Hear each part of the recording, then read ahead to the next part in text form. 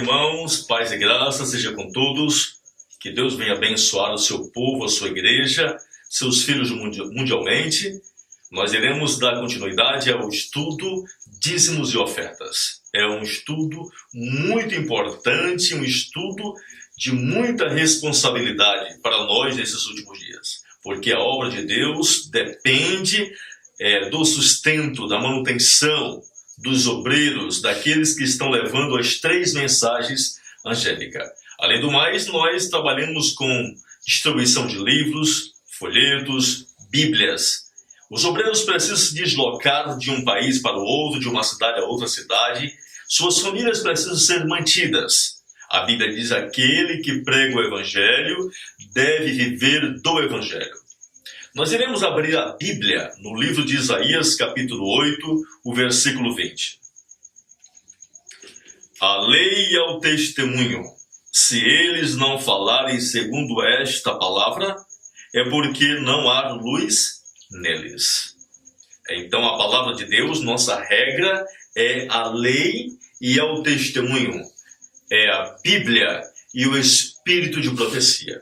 Nosso primeiro trabalho como crentes e mordomos sábios de Deus é examinar a lei e ao testemunho. É examinar a Bíblia com o espírito de profecia. As mensagens e posições dos vários chamados ministros, ministérios e instituições, para ver se eles estão realmente apoiando e pregando toda a verdade presente para este tempo, ou apenas parcialmente, ou a verdade misturada com erro. Então, a lei e o testemunho é que vai identificar, que vai nos mostrar se tal ministro, se tal ministério, se tal instituição realmente está fazendo uma obra segundo a vontade de Deus. Nós não podemos, de olho cego, de uma forma cega, colocar nossos dízimos e ofertas, apoiar qualquer instituição, qualquer ministério, se nós não temos o conhecimento da verdade.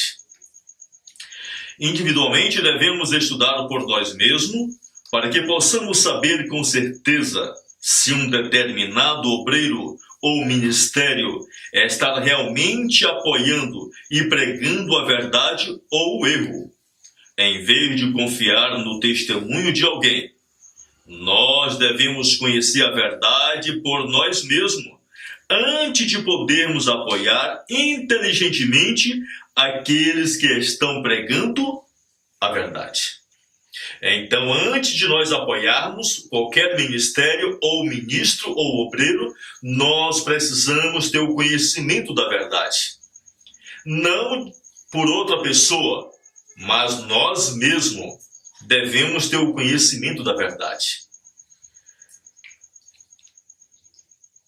Hoje o que nós mais olhamos são pessoas que não têm conhecimento da verdade. Eles vão para onde o vento leva. São como folhas secas, que não têm conhecimento da verdade. Estão apoiando, mantendo tantos ministérios que hoje existem. Ministérios que não estão pregando as 3 mensagens angélicas. Ministérios que não estão pregando a última mensagem de misericórdia. Mas essas pessoas estão sendo enganadas por acreditar que tal ministério está pregando a verdade. Simplesmente porque esses ministérios dizem que estão pregando a verdade presente. Mas, no entanto, essas pessoas que estão apoiando, eles não têm conhecimento da verdade presente. Depois de termos feito essa tarefa, que tarefa? Buscar a Bíblia e o espírito de profecia por nós mesmos para examinar o que é verdade. Nós precisamos por nós mesmos ter o conhecimento de todos os pilares que Deus levantou a essa igreja, de todos os princípios. Nós precisamos fazer uma retrospectiva. A palavra de Deus diz que nada temos a temer quanto ao futuro, a não ser que nos esqueçamos os meios e as maneiras e os princípios, os pilares pelos quais Deus nos ministrou o passado. Então, se nós não temos o conhecimento da nossa história, se nós não temos o conhecimento dos princípios, das nossas doutrinas, dos pilares da Igreja Adventista do Sétimo Dia, então nós temos muito a temer. Temos muito a temer. Então, por isso, precisamos estudar por nós mesmos, adquirir todos os livros, comprar os livros, dedicar tempo para estudo, dedicar tempo para jejuar, tirar noites, dias para estudo, examinando cada pilar, cada princípio. Vamos examinar tudo sobre o santuário, expiação, juízo de investigação, as 2.300 tardes e manhãs, a humanidade de Cristo, a mensagem da justificação pela fé, reforma pro saúde, reforma do vestuário, certo? Enfim, todos os princípios que Deus deu a essa igreja. Agora, depois que nós tivermos o conhecimento, e aí é fácil de nós sabermos se tal ministério é de Deus ou não. Mas se nós não tivermos o conhecimento, mesmo que tenhamos Bíblia e Espírito de profecia em nossas estantes, mesmo assim seremos enganados. Depois de termos feito essa tarefa, e então acreditamos que encontramos um ministro ou instituição que pode ser apoiado, devemos então ir em frente e dar-lhe o dinheiro de Deus? Não. Antes de darmos o dinheiro de Deus a alguém, devemos primeiro buscar a Deus em oração, pedindo a direção correta.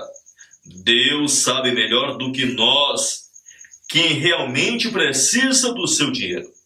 Não é porque mantemos alguém no passado que possamos continuar a apoiá-lo no futuro, se antes pedir a Deus sua aprovação. De acordo com o testemunho da mensageira inspirada de Deus, o dízimo deve sempre ser fielmente devolvido ao Senhor. E todo dízimo deve ser usado para a manutenção do ministério da verdade presente. Mas que ministério ou qual ministério? Essa é a pergunta que nos está incomodando agora. Qual? Se um ministério sair do caminho do sagrado dever? Qual? Se o ministério se torna assim teologicamente confuso, ao ponto de afastar-se das verdades da palavra de Deus e começar a pregar um evangelho falso? Podemos tentar fugir dessas perturbadoras perguntas, encolhendo os ombros e dizendo: não há nenhuma necessidade de nos envolvermos com coisas como essas? Então, não podemos encolher os ombros, não podemos dizer que isso não tem nada a ver com a minha responsabilidade. Tem sim. As tensões emocionais contribuem também para manipular a prova encontrada em várias declarações públicas sobre o dízimo e as acusações que as acompanham. Possivelmente, o excelente exemplo da manipulativa evidência é uma variedade de declarações de Ellen G. White, escritas para mostrar que o dízimo deveria ser usado tão somente para o ministério da palavra e não para outros esforços cristãos. São mal interpretadas para significar que o dízimo deve ser pago somente ao ministério da palavra e não para outros ministérios da palavra. Um exemplo citado, fora do contexto desse erro de compreender, está na página 247 do livro Testemunhos para a Igreja, volume 9.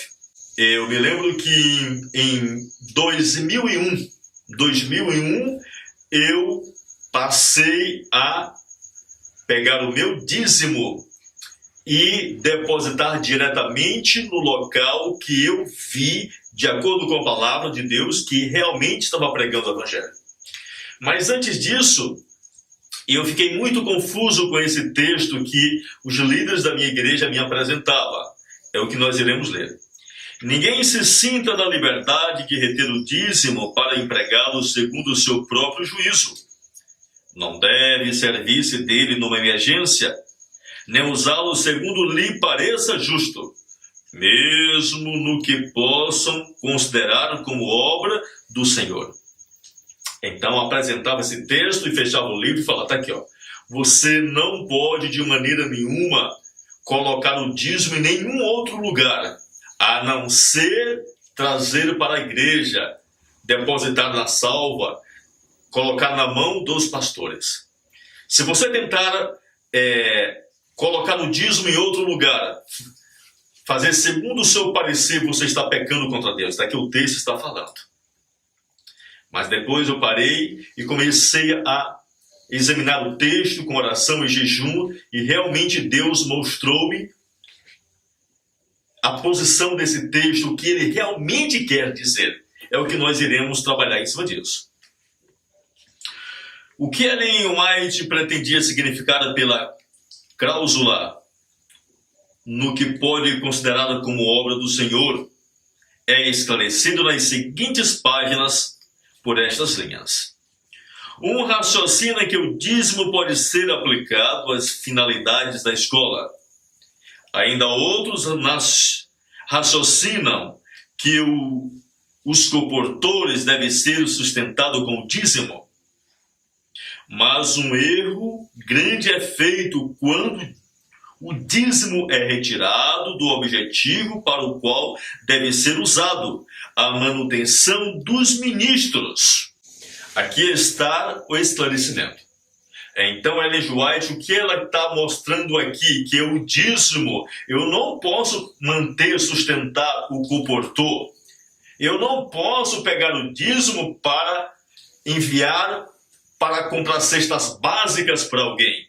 Não, eu não posso usar, porque eu acho que isso deve ser feito assim, não é dessa forma.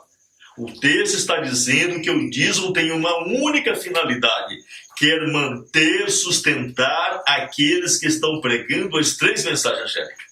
É isso que o texto quer dizer. É isso que o texto está nos falando. Satanás não quer que o povo de Deus entenda claramente estas coisas. Ele traz muita confusão com respeito aos dízimos. As pessoas são amedrontadas. Mas por que Satanás não quer que compreendamos essas verdades? Porque ele quer que o dinheiro de Deus seja mantido em suas próprias fileiras, para que a verdade não possa seguir em frente com poder e terminar o trabalho. Tantas almas preciosas permanecerão cativas em apostasia, corrupção e pecado, em vez de se livrar da escravidão de Satanás. Então, Satanás, ele não quer que compreendamos. Porque se nós não entendermos a questão do dízimo, aonde fica a casa do tesouro, se nós não procurarmos entender que o dízimo deve ser colocado nas mãos daqueles que estão pregando o evangelho, se nós agora colocarmos o dízimo no local onde não está sendo pregadas as 3 mensagens angélicas, nós estamos sustentando a causa do diabo. E com isso, nós estaremos atrasando a volta de Cristo. E com isso, as pessoas não serão libertadas do cativeiro de Satanás. Por quê? Somente o verdadeiro evangelho eterno tem o poder de libertar o ser humano. E se essas pessoas não estão ouvindo o evangelho eterno, porque os obreiros não estão tendo possibilidades financeiras de levar essa mensagem, então nós seremos os culpados. Nós iremos ler em Testemunhos para Ministro 474, um diálogo que Satanás está tendo com os anjos dele. Ele reúne todos os anjos e ali ele começa a traçar um plano para destruir o povo de Deus, para impedir que a verdade alcance o povo de Deus. Vamos conhecer então um pouco desse diálogo. Ele diz: devemos fazer o máximo para evitar que os que trabalham na causa de Deus obtenham meios para usar contra nós. Satanás diz para os anjos dele que eles deveriam trabalhar, fazer de tudo para que o verdadeiro ministério, o verdadeiro obreiro, o obreiro santo de Deus, que esteja levando a mensagem, para que ele não possa ter dinheiro, não tenha meios financeiros. Ele diz: conservai o dinheiro em nossas próprias fileiras, disse Satanás. Vamos conservar todo o dinheiro em nossas fileiras, disse ele. Quanto mais dinheiro obterem, tanto mais prejudicarão o nosso reino, tirando de nós os nossos súditos. Disse Satanás aos anjos dele, que quanto mais o ministério que esteja pregando a verdade tiver dinheiro, mais ele vai publicar em grande conflito, mais ele vai publicar caminho a Cristo, mais ele vai publicar Cristo, nossa justiça, mais ele vai publicar desejado de todas as nações, mais ele vai publicar livros de saúde, mais ele vai publicar folhetos trazendo a verdade eterna, mais obreiros serão espalhados para levar essas boas novas. A África vai ser alcançada, a China vai ser alcançada, todo o planeta vai ser alcançado. Então, a obra do diabo terá fim aqui nessa terra. Aqui está o plano de Satanás: fazer com que o verdadeiro evangelho eterno não seja levado. Fazer com que aqueles que têm fome e sede da verdade, aqueles que amam a verdade, não tenham dinheiro. Mas esse é o plano dele. Pois aonde abundou o pecado, superabundou a graça, pois o poder de Deus é maior. Deus, na sua infinita bondade, tem o poder de frustrar esses planos do inimigo e fazer com que o povo de Deus tenha meios para levar essa última mensagem ao mundo. Algumas das táticas do diabo e seus agentes para impedir que o dinheiro de Deus cause danos ao seu reino, no seu reino do mal, já foram discutidas. Por exemplo, para aplicar o dízimo em outras áreas, em vez de onde Deus o designou.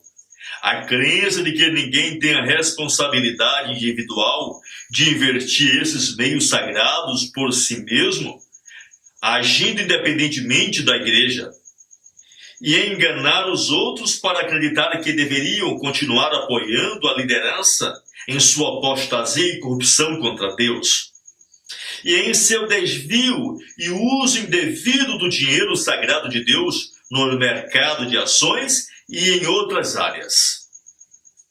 Então o diabo está levando o povo de Deus a um engano, dizendo: olha, você não pode pegar o dízimo e colocar aonde você acha que é correto. Não, você tem que trazer o dízimo para a igreja. Não importa o quanto a igreja esteja, não importa o que os pastores estejam pregando, o dízimo deve ser enviado para cá. Os pastores estão investindo, deixa que ele sabe investir devidamente o dinheiro de Deus. Errado. Pois a palavra de Deus nos mostra que os dízimos e ofertas estão sendo colocados no lugar errado. Nós sabemos muito bem que a nossa igreja, a liderança de nossa igreja está em apostasia. Ela não tem apostasia, está em apostasia. E está fazendo mau uso do dinheiro do Senhor. E nós somos cúmplices se nós continuarmos a colocar o dinheiro nas mãos daqueles que não estão levando as 3 mensagens angélicas.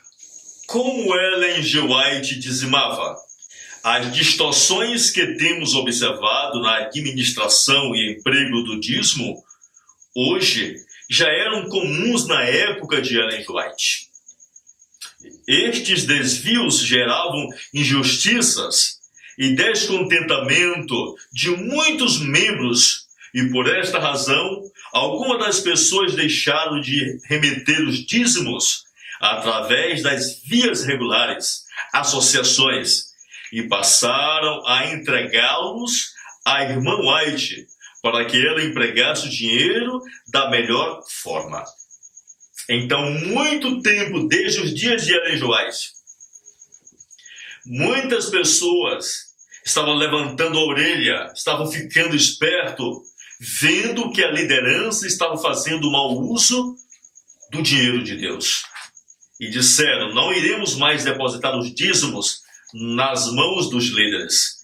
Irmão White, pegue o nosso dízimo e veja aonde ele deve ser colocado.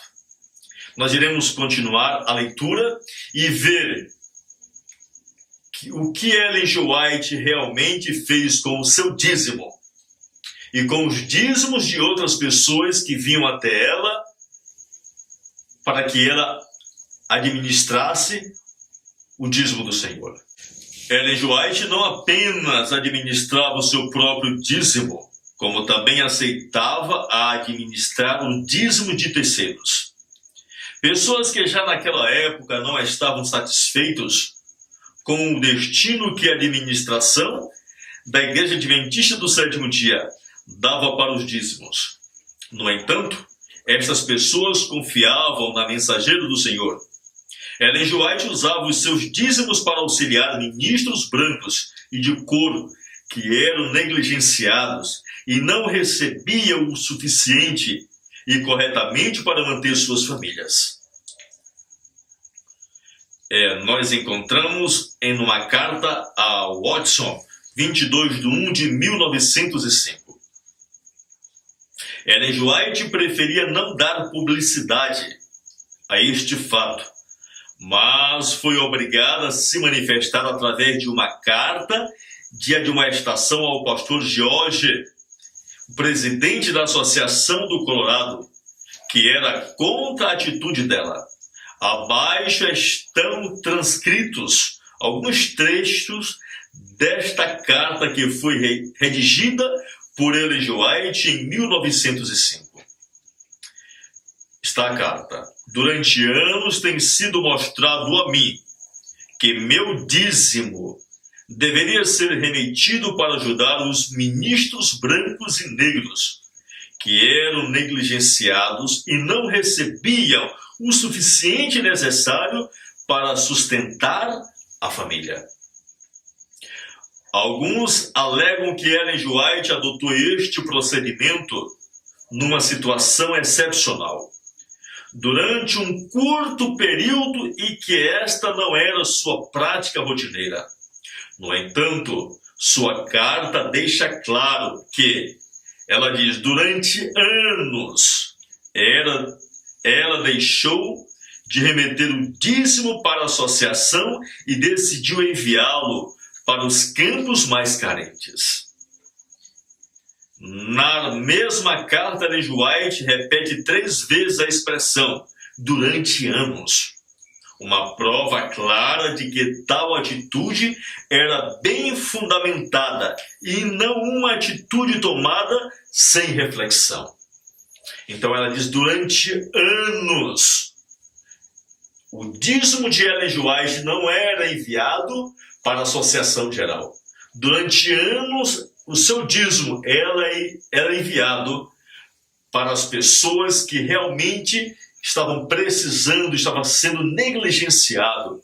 A causa, a obra que estava sendo negligenciada, Deus mostrou ela e ela pegou o seu dízimo e enviou para essas pessoas. Queridos irmãos, nós iremos dar uma pausa e logo nós iremos dar continuidade a esse assunto. Nós iremos compreender bem esse assunto com respeito ao que Ellen G. White, a profetisa do Senhor, fez com o seu dízimo e os conselhos e a mensagem que ela enviou com respeito aos dízimos e ofertas. Nós também iremos ler casos de outras pessoas que deixaram de enviar seus dízimos para a Associação Geral. Eu convido a todos que, pela graça do nosso Deus, acesse o canal Despertar em 1844, se inscreva nesse canal e toda semana estará chegando mensagem em sua casa, em seu lar, para sua família. Mensagem que vem trazendo o aval do Senhor nosso Deus. Oremos então nesse momento, agradecido pelo nosso Pai Celestial. Oremos ao Senhor. Senhor nosso Deus, lhe somos muito gratos por tudo, por mais essa mensagem que foi apresentada. Que o Senhor venha abençoar teus filhos, Senhor. Que o Senhor venha abençoar para que essa mensagem venha alcançar todos os sinceros e fiéis. Obrigado por tudo, Senhor, que essa mensagem seja alcançada. O teu povo que ainda está, Senhor, confuso, que ainda está enviando os dízimos e ofertas para manter uma obra da qual não tem o teu selo. Pedimos as tuas bênçãos, te agradecemos, Senhor. Obrigado por mais essa mensagem, em nome de Jesus, Senhor. Amém.